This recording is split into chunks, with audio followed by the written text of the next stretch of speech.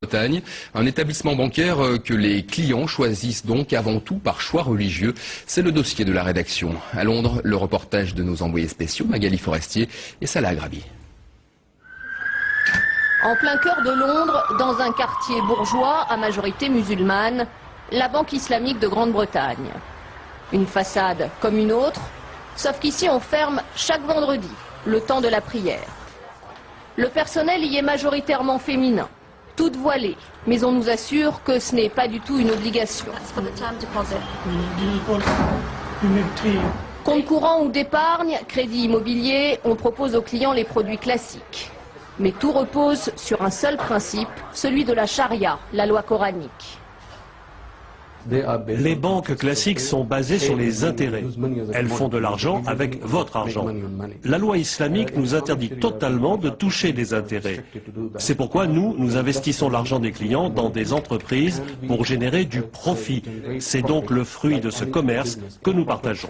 Le Dieu a autorisé le commerce, mais interdit les intérêts. C'est sur ce verset du Coran qu'est fondé le principe de la banque islamique. C'est le verset 1275 du chapitre numéro 2 du Coran.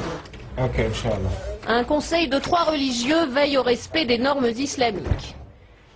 Il est interdit d'investir dans le tabac ou l'alcool ou dans des entreprises liées à la pornographie ou l'armement. La plupart des services sont gratuits, comme par exemple la carte de paiement.